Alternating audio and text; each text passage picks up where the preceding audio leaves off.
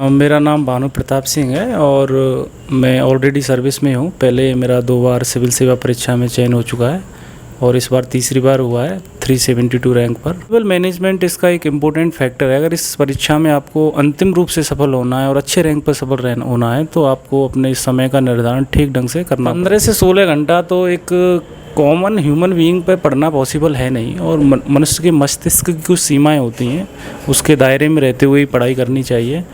8 से 10 घंटा मुझे लगता है कि बहुत इनफ है, बहुत सफिशिएंट। लाइफ का जो एज का जो आपका बाउंड्री है 12th में, तो 12th को जियो, अपनी उस एज को जियो। और विशेषकर हिंदी माध्यम को लेकर जो समस्याएं आती हैं उसमें का एक समाधान एनसीईआरटी भी है। मैं तो यहाँ तक कहूँगा कि बिना न्यूज़पेपर के आप यूपीएससी निकालना मुझे नहीं लगता कि बहुत आसान। लेकिन यूपीएससी के बारे में ख़ास बात यह है जो इसको यूनिक बनाती है कि सबको अपनी सफलता का रास्ता खुद बनाना पड़ेगा। आप किसी के अनुभवों से सीख सकते हो, उनसे सबक ले सकते हो, लेकिन आप उस रास्ते को बिल्कुल अक्षरश उसका अनुसरण करके वहाँ तक आप नहीं पहुँच सकते हो। उसके लिए आपको खुद रास्ता बनाना पड़ेगा, वहाँ से आप एक्सपीरियंस गेन कर सकते हो। क्योंकि बहुत सारे क्वेश्चंस ऐसे होते हैं कि जैसे आपको पता है, घर आके देखा, अरे यार ये तो मैं कर ही लेता है एटलीस्ट, और ये तो ऐसे गलत हो गया, बबल्स फिल करने में गलत हो गया। तो ऐसी फुलिश टाइप की गलतियाँ करने से बचना है। पहले दोस्तों आशा करते हैं कि ये वीडियो पसंद है। अगर वीडियो पसंद है तो हमारे यूट्यूब चैनल को सब्सक्राइब करें और लाइक करना ना भूलें। सभी दोस्तों को नमस्कार और आप सभी दोस्तों का स्वागत है हमारे यूट्यूब चैनल पर। दोस्तों जैसा कि आप सभी को पता है कि फ़िलहाल यूपीएससी 2020 का रिजल्ट आया है और जिसमें सर का सिलेक्शन हुआ है। तो आज हम इस वीडियो में कवर करने वाले हैं, और सर का हिंदी मीडियम है तो इस वीडियो में बताने वाले हैं कि हिंदी मीडियम में आखिर सिलेक्शन क्यों नहीं होने जा रहा है, और सर ने कोई कोचिंग ली है, और सर ने कौन कौन सी बुक लिस्ट फॉलो की है, और सर का क्या टाइम टेबल था, सर ने गांव में रहकर किस प्रकार प्रिपरेशन की। बहुत सारे क्वेश्चंस जो आपके माइंड में चल रहे हैं तो हम इस आज क्लियर करने वाले हैं। सर सबसे पहले आपको बहुत बहुत बधाई। Thank you very much. अच्छा सर, सबसे पहले आपका नाम और इंट्रोडक्शन दीजिए। मेरा नाम भानु प्रताप सिंह है और मैं ऑलरेडी सर्विस में हूँ। पहले मेरा 2 बार सिविल सेवा परीक्षा में चयन हो चुका है और इस बार तीसरी बार हुआ है 372 रैंक पर। सर जिस टाइम रिज़ल्ट आया था यूपीएससी का, उस टाइम आपको क्या उम्मीद थी कि आपकी कौन सी रैंक लग जाएगी उससे पहले? देखिए, एग्ज़ाम इतना अनसर्टेन होता है कि अगर ऑनेस्टली कहो तो कुछ पता नहीं चलता है कि क्या होने वाला है, क्या नहीं होने वाला। हेलो एवरीवन, दोस्तों जैसा कि आपको पता है कि यूपीएससी 2020 का रिजल्ट आ चुका है और रिजल्ट इस बार बेहद ही शानदार रहा। हमारे अनअकैडमी के थ्रू टॉप 20 में 7 लर्नर्स का सिलेक्शन हुआ है, जिसमें 2nd रैंकर जागृति अवस्थी और 9th रैंकर अपाला मिश्रा जो हमारी लर्नर्स रह चुकी हैं। दोस्तों आप भी अगर यूपीएससी की तैयारी करना चाहते हैं तो आज ही अनअकैडमी का सब्सक्रिप्शन लीजिए। अनअकैडमी का न्यू बैच 6 अक्टूबर यानी आज स्टार्ट होने जा रहा है, लेकिन अनअकैडमी आपके लिए हर वीक न्यू बैचेस लाती रहती है। यह बैचेज हिंदी और बाईलैंग्वेज लैंग्वेज में है। यह बैचेज 1 साल, 2 साल और फाउंडेशन कोर्सेज के लिए भी है। अगर आप 1 साल की तैयारी करना चाहते हैं तो आपकी लर्नर्स जर्नी 7+2+3 मंथ की हो जाती है। अगर आप 2 साल की तैयारी करना चाहते हैं तो आपकी लर्नर्स जर्नी 2 साल की हो जाती है। दोस्तों इस बैचेज में आपको मिलता है प्रीलिम्स और मेंस की सारा सिलेबस कवरेज हो जाता है, और साथ ही साथ अनअकैडमी के टॉप एजुकेटर आपको लाइव क्लासेस के माध्यम से पढ़ाएंगे, और इसमें प्रीलिम्स और मेंस की सारी टेस्ट सीरीज मिलती है। इसी के साथ साथ अनअकैडमी लेकर आया है एलएमपी के माध्यम से आप अपनी पर्सनल कोचिंग यानी डाउट सेशन के माध्यम से आप अपने डाउट्स आसानी से क्लियर कर सकते हैं। दोस्तों अगर आप बहुत ही पुअर फैमिली यानी नॉर्मल फैमिली से बिलोंग करते हैं, आप चाहते हैं एक साथ पेमेंट नहीं दे पाता हूं, तो अनअकैडमी लेकर आया है लोन फॉर यूपीएससी, जिसमें इंटरेस्ट रेट 0% है और कोई हिडन चार्जेस नहीं है। इसी के साथ साथ आपको 20 बुक्स मिलती है यूपीएससी के एक्सपर्ट द्वारा लिखी होती है। इन सारे कोर्सेज में इनरोल होने के लिए डिस्क्रिप्शन में दिए गए लिंक पर जा सकते हैं और आज ही इनरोल कीजिए। Unacademy, let's crack it. और जब आपको बहुत ज़्यादा उम्मीदें होती हैं तो रिजल्ट बहुत पॉजिटिव नहीं आ पाता है। इस बार मुझे बहुत कम उम्मीदें थी कि हो जाएगा, लेकिन रैंक 372 आएगा, तो ये थोड़ा सा मेरे लिए अनबिलीवेबल था कि भरोसा नहीं हुआ कि ये 372 मिलेगा। सर आपका ऑप्शनल सब्जेक्ट कौन सा है? मेरा हिंदी साहित्य है और तीनों ही अटेम्प्टों में मेरा हिंदी साहित्य रहा है। ओके सर, आप एक बेसिकली गांव से बिलोंग करते हो और प्रिपरेशन में आपको यूपीएससी की ओर ही जाना, ये कहाँ से आपको लगा कि मुझे आखिर सिविल सेवा में ही जाना चाहिए? अब बेसिकली सिविल सेवा का जो फर्स्ट ऑफ आइडिया जो माइंड में आता है वो हमारे आसपास के माहौल से आता है कि आप देखने को सुनने को मिलता है कि आईएएस होता है, आईपीएस होता है, कलेक्टर होता है, एसपी होता है। तो यही थॉट हुआ कि कुछ बड़ा करना है, कुछ बड़ा बनना है। और फिर बाद में पता चला कि बड़ा है तो उसके साथ आपके साथ रेस्पॉन्सिबिलिटी भी हैं, जिम्मेदारियां भी हैं, तो उनको भी निभाना है। और आप एक ऐसी सर्विस में इस सर्विस के माध्यम से आप ऐसा कुछ कर सकते हो जहाँ जो समाज में बड़े स्तर पर बदलाव ला सकता है। तो इस तरह से फिर ये जर्नी चलती गई। ओके सर, इस प्रिपरेशन के दौरान आपका टाइम टेबल क्या रहता था? इससे पहले आप जैसा कि आपने बताया कि उसको पहले ज्वाइनिंग मिली हुई थी, उस सिचुएशन में भी आपने पढ़ाई किस प्रकार जारी रखी? हाँ, टाइम टेबल मैनेजमेंट इसका एक इम्पोर्टेंट फैक्टर है। अगर इस परीक्षा में आपको अंतिम रूप से सफल होना है और अच्छे रैंक पर सफल होना है तो आपको अपने समय का निर्धारण ठीक ढंग से करना पड़ेगा। तो वही है कि प्रीलिम्स का टाइम है या मेंस का टाइम है या इंटरव्यू का टाइम है तो आपको अपने लिए 3 से 4 घंटे कम से कम आपको निकालने पड़ेंगे। प्रीलिम्स का टाइम है तो वहाँ थोड़ा आपको ज़्यादा देना पड़ेगा, 8-10 घंटे देने हैं। मेंस है तो फिर थोड़ा और ज़्यादा देना पड़ेगा। तो वही है कि आपको जो आपकी फैमिली लाइफ है और पब्लिक लाइफ है वो बैलेंस बनाना है। जैसे रात को आप अपनी स्टडी निकाल लीजिए, सुबह के टाइम अर्ली मॉर्निंग जग लीजिए, तो इस तरह से आप मैनेज कर लिए। कभी भी पढ़ लीजिए, ठीक ढंग से पढ़ लीजिए, ओवरऑल बात ये है।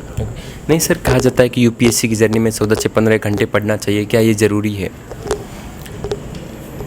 15 से 16 घंटा तो एक कॉमन ह्यूमन बीइंग पे पढ़ना पॉसिबल है नहीं। और मनुष्य के मस्तिष्क की कुछ सीमाएं होती हैं, उसके दायरे में रहते हुए ही पढ़ाई करनी चाहिए।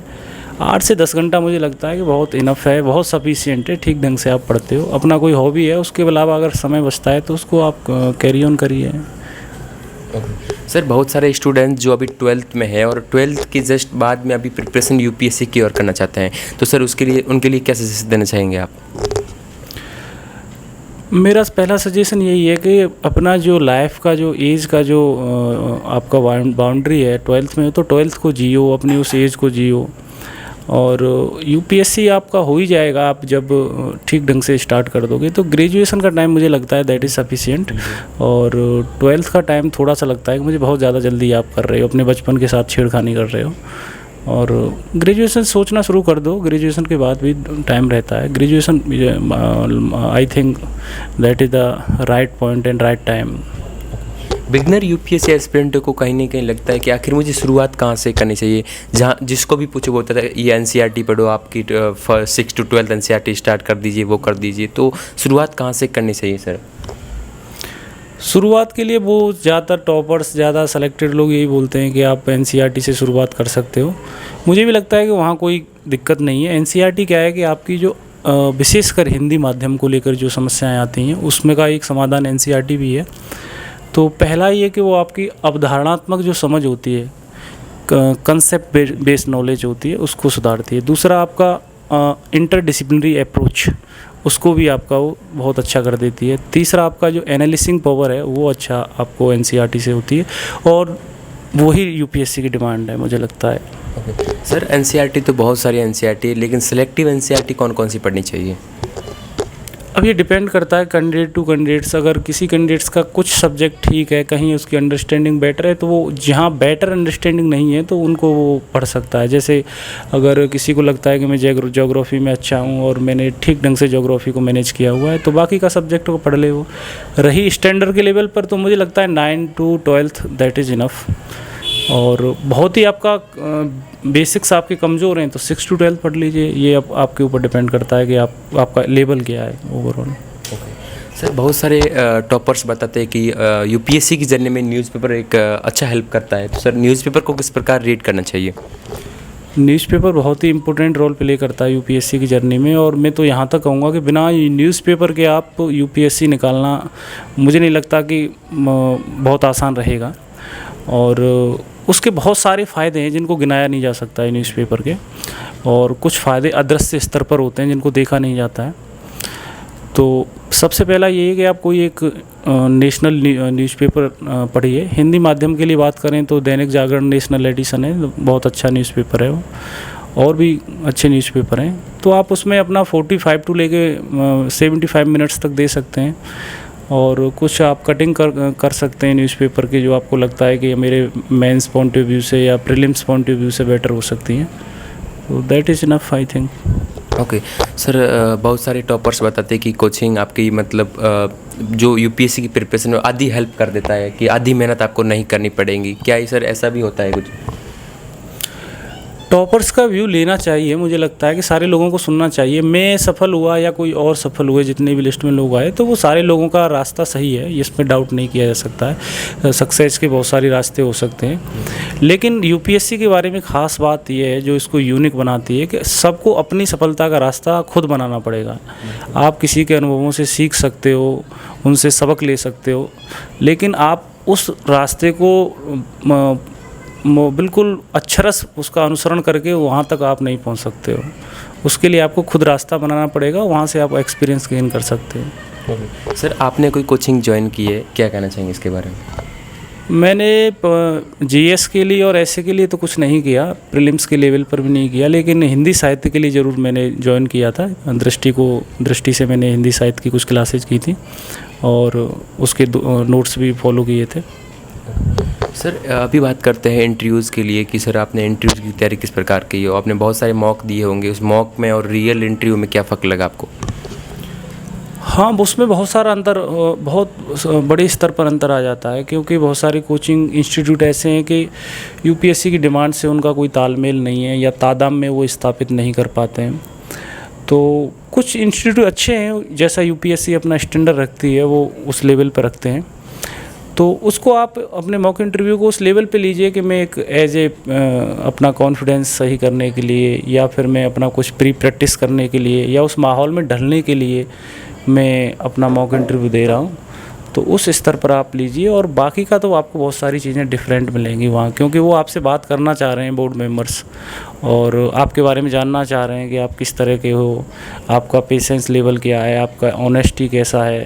तो वो आपको बातों के माध्यम से वो चेक कर लेते हैं। सर आने वाले समय में आपको क्या उम्मीद लगती है कि हिंदी माध्यम का रिजल्ट डाउन होगा या अच्छा रिजल्ट रहेगा?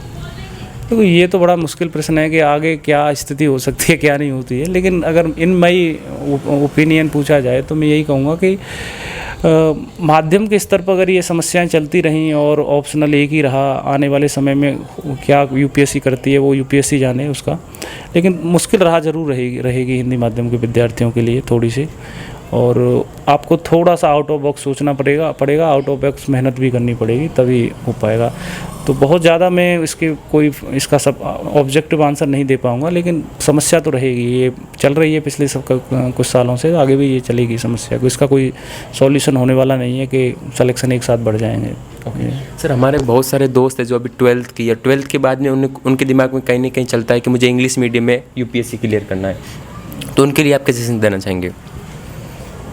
मेरा मानना है कि अगर कोई इंग्लिश माध्यम लेना चाहता है तो that is very good idea, बहुत अच्छा है, ले वो उसको, अगर वो उसको चला पाता है या उसको लगता है कि मैं अपने विचारों को ठीक ढंग से उसमें एक्सप्रेस कर पाऊँगा उस लैंग्वेज में, तो अच्छा है इंग्लिश माध्यम, क्योंकि कंटेंट के लेवल पर दोनों माध्यमों में अंतर तो है ही है, क्योंकि वहाँ थोड़ा सा कंटेंट भी ज़्यादा आपको देखने को मिल जाएगा, तो ठीक है। लेकिन बात यही है कि अगर आप एक्सप्रेस नहीं कर पाए तो फिर वही है कि ना तो आपका हिंदी अच्छा हुआ ना इंग्लिश अच्छा हुआ, क्योंकि उसमें ऐसे का पेपर भी लिखना होता है। अगर आपका थॉट प्रोसेस इंग्लिश में नहीं है तो उसमें पेपर में आप नहीं कर पाओगे। इंग्लिश बोलना इज़ वेरी सिंपल, बट आप उस प्रोसेस को लिखना, उस लेवल पे जाके सोच पाना जिस लेवल पे टॉपिक्स पूछा है, तो फिर वहाँ थोड़ा कठिनाई महसूस होती है, और फिर नंबर भी बहुत बड़ा उछाल आता है। वन टाइम 150 आ गया, दूसरी बार 100 भी रह गया। सर अभी तक लग रहा है कि आपने हिंदी माध्यम में सेकंड टॉपर, अभी आप तक सेकंड टॉपर हो आप, तो सर आपने आंसर राइटिंग प्रैक्टिस और आंसर राइटिंग को इम्प्रूव किस प्रकार किया? आंसर राइटिंग के लिए जैसा मैं अभी बोल रहा था कि मैंने मोस्टली टेस्ट सीरीज ज्वाइन किया, और इस बार तो कोविड चला था तो घर से ही ज़्यादातर लोगों ने, ज़्यादातर एस्पायरेंट थे उन्होंने घर से ही किया था, तो वहीं से ऑनलाइन निकाल लेते थे उनको, वही लिख लेते थे। और जैसे ऑप्शनल था तो जहाँ जैसे कोचिंग्स हैं तो वहाँ उनको दे दिया, चेक करा लिया। बाकी का तो ऑनलाइन ही रहा इस बार तो मोस्टली कर। और राइटिंग स्किल, वो राइटिंग प्रैक्टिस अच्छा किया, और वो इसका एक डिमांड भी है एग्जामिनेशन का कि आप उसके बिना इसको नहीं निकाल पाओगे, विशेषकर हिंदी माध्यम में। मैंने जीएस के भी अच्छे खासे 8-10 टेस्ट लिखे थे, ऐसे के भी 4-5 टेस्ट लिखे, ऑप्शनल के भी 5-6 टेस्ट मैंने लिखे थे। सर ऐसे कोई आप पॉइंट्स बताना चाहेंगे जो इस प्रिपरेशन के दौरान अपने गलतियां नहीं करनी चाहिए, इनको अवॉइड करना चाहिए? ऐसे बहुत सारी बातें हो सकती हैं, क्योंकि ये परीक्षा एग्जामिनेशन आपके वास्तव में आपकी पर्सनैलिटी का भी टेस्ट है, ये आपके धैर्य की भी परीक्षा है, और इसको किसी शब्द में बांधना मुश्किल तो है ही है। पर फिर भी कुछ चीज़ें ऐसी हैं, जैसे कि आप एक तो गिव अप मत करो, छोड़ो मत। पहली बात तो कि आपका प्रीलिम्स नहीं निकला या मेंस नहीं निकला तो आपने छोड़ दिया। दूसरा ये है कि आप समझ पे ज़्यादा ध्यान दो, अवधारणात्मक समझ पे, विशेषकर हिंदी माध्यम में। आपको रटने से काम नहीं चलेगा। तीसरा, राइटिंग स्किल आपको डेवलप करनी पड़ेंगी। आप ये नहीं कि आपने किसी क्वेश्चन का आंसर आपने कहीं पढ़ लिया और फिर उसको लिख दिया बहुत अच्छी तरह से डायग्राम बना के, ये नहीं चलेगा। उसके लिए आपको ये कि क्वेश्चन कुछ भी हो, मेरा उस टॉपिक्स का, पर्टिकुलर टॉपिक्स के बारे में इतना जानता हूँ और मैं उस पर अपने विचार प्रकट कर दूँगा, अगर चाहे वो लिख कर हों चाहे मौखिक हो। तो ये इसकी मोटी मोटी डिमांड है और ये ध्यान में रखनी चाहिए। सर अभी जो जैसा कि अभी 10 अक्टूबर को प्रीलिम्स होने वाले हैं, बहुत सारे स्टूडेंट जो ऑडियंस सुन रहे हैं, प्रीलिम्स दे रहे हैं, उनको आप क्या व्यक्तिगत राय देना चाहेंगे? अब तो बहुत कम समय बचा है, 7 दिन ही बचे हैं। हाँ, तो वही है कि सबसे पहला तो अब आप ब्रशअप कर लो अपनी नॉलेज को, जो भी है एक रिवीजन मार लीजिए, थोड़ा सा पेज पलट लीजिए बुक्स के, जो भी स्टैंडर्ड रेफरेंस बुक्स हैं। दूसरा, प्रीवियस ईयर के क्वेश्चन पेपर्स आप एक बार ज़रूर देख लीजिए, 3-4 साल के, 5 साल तक जा सकते हो तो वो भी बहुत अच्छा रहेगा, और वो आपके लिए काफ़ी हेल्पफुल रहेगा। दूसरा, स्ट्रेस मैनेजमेंट, इसमें मुझे लगता है कि ज़्यादा इम्पोर्टेंट रोल प्ले करता है एग्जामिनेशन हॉल में। तो आप कितना स्ट्रेस मैनेज कर पा रहे हो वहाँ पर, क्योंकि बहुत सारे क्वेश्चंस ऐसे होते हैं कि जैसे आपको पता है, घर आके देखा, अरे यार ये तो मैं कर ही लेता है एटलीस्ट, और ये तो ऐसे गलत हो गया, बबल्स फिल करने में गलत हो गया। तो ऐसी फुलिश टाइप की गलतियाँ करने से बचना है पहली बात तो, क्योंकि अगर आप वो गलतियाँ करके आ रहे हो और एक व्यक्ति आपके बराबर नॉलेज रखता है लेकिन वो वेल प्लान्ड है, मतलब होके गया है, तो वो उन गलतियों से बचेगा, वो आपसे ज़्यादा स्कोर कर देगा। तो ऐसी कोई गलती नहीं करनी है कि बबल्स के लेवल पर गलती हो गई, गोला मतलब आपने बी भरना था सी भर दिया। दूसरा, कुछ क्वेश्चंस के पढ़ने में आपने मिस्टेक कर दी। इन चीज़ों से आपको इस टाइम पर इन पर फोकस करना है, विशेषकर इनसे बचना है। सर जैसा कि आपने बताया कि ये लास्ट अटैम्प्ट 6th अटैम्प्ट था, और इस यूपीएससी के जरिए 6th अटैम्प्ट, तो अपने आप को मोटिवेट किस प्रकार रखा आपने? मोटिवेशन आपके अंदर से आता है। मुझे लगता है कि आपको कोई मोटिवेट नहीं कर सकता है, क्योंकि अगर आप खुद मोटिवेट नहीं हो सकते हो तो आप जो चाहते हो और वो आपको मिल नहीं रहा है, तो वही अपने आप में सबसे बड़ा मोटिवेशन है। यूपीएससी की सारी सर्विस अच्छी है, उसमें नो डाउट, चाहे कोई भी। मेरा भी जो प्रेजेंट सर्विस है that is very good service, बहुत अच्छी सर्विस है। बहुत सारे लोग 100% सेटिस्फाई हैं, अटैम्प्ट भी नहीं दे रहे हैं मेरे बैचमेट बहुत सारे। और लेकिन मुझे लगता है कि मैं कुछ दूसरी सर्विस के लिए, मुझे लगता है कि यूनिफॉर्म वाली सर्विस मुझे ज़्यादा अच्छी लगती है, विशेषकर पुलिस सर्विस, आईपीएस। तो मैं उसके लिए ट्राई मार रहा था और फाइनली मैंने ले लिया। दोस्तों आशा करते हैं कि ये वीडियो पसंद है। अगर वीडियो पसंद है तो हमारे यूट्यूब चैनल को सब्सक्राइब करें और लाइक करना ना भूलें।